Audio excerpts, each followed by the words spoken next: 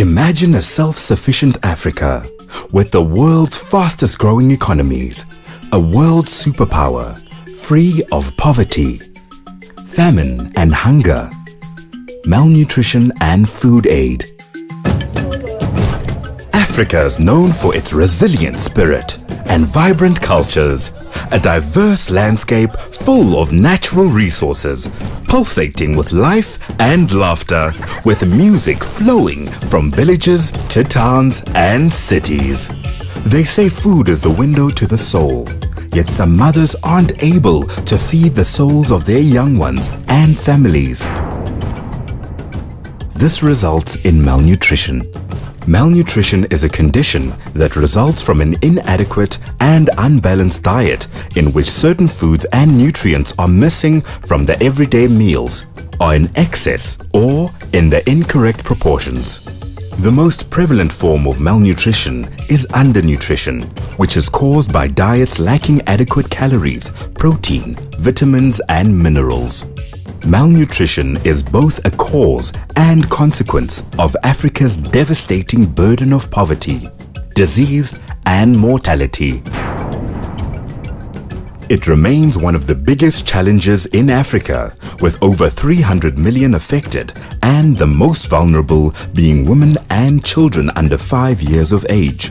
Malnutrition contributes to more than half of all deaths from malaria and childhood illness. Undernourished children cannot grow and learn. Hungry adults cannot be productive. Did you know that economic losses due to malnutrition are as high as 6 to 10% of GDP?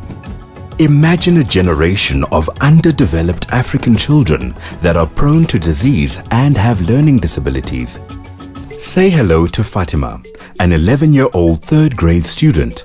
There are much younger students in her class who all receive higher marks than her because their mothers feed them better. The class is often interrupted because of Fatima's constant seizures and apathy.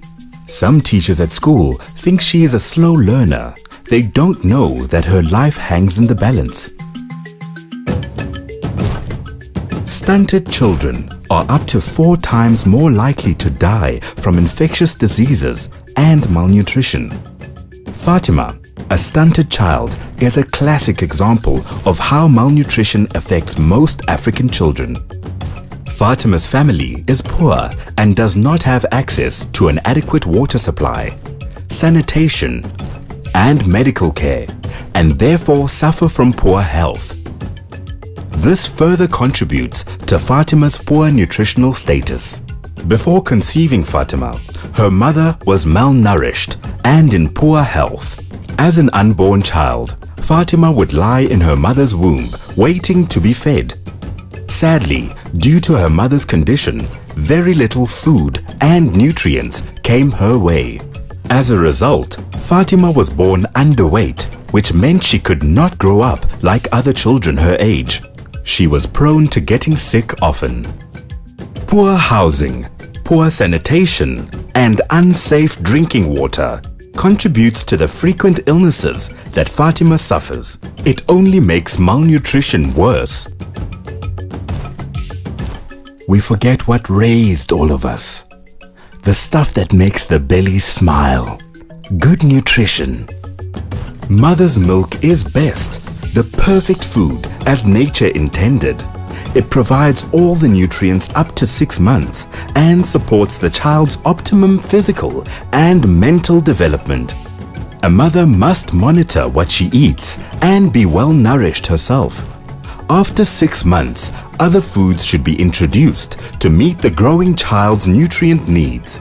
Hence, the first 1,000 days of life, from conception to 24 months of a child's life, are a critical window of opportunity for halting malnutrition and its negative consequences, which might lead to stunted growth later on in life.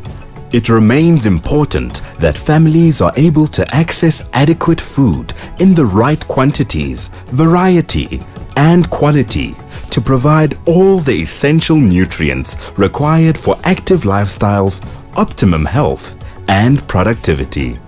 Africa has the potential to produce adequate food and to tap into their traditional and indigenous food systems to provide the best nutrition at household, national and regional levels. What is stopping us from this glorious state of being malnutrition free? Is it a mindset? Is it poverty? Is it a lack of good policies and programs? A lack of resources? Lack of education? Visible political will and commitment? Poor implementation of programs? There are a number of tried, tested and proven food and nutrition interventions such as food fortification, including biofortification, orange flesh, sweet potato, dietary diversity and home gardens, school feeding, supplementation, communicating simple changes in behavior, nutrition education amongst others that must be properly implemented and taken to scale. Every child, mother and other family members need to consume a variety of foods on a daily basis. Fruits, vegetables, fish products, poultry, livestock, dairy products, beans and pulses, staple cereals, roots and tubers for the best nutrition. A community that is healthy and well-nourished has the ability to lift itself out of the clutches of poverty. Imagine Fatima. Imagine your child as a doctor, maybe a lawyer, a scientist, or even an astronaut. Good nutrition leads to those opportunities. Feed your child properly because nutrition helps those we bring into the world to make it a better place. Africa could be amazing if our children are fed properly. Nutrition security should not be taken lightly. All human and socio-economic development begins with the best nutrition. With the required commitment, support from donors such as the European Union, leadership and political will, we can achieve it. Imagine Africa feeding itself and the world. It is achievable. Let's make nutrition a priority in our development agenda.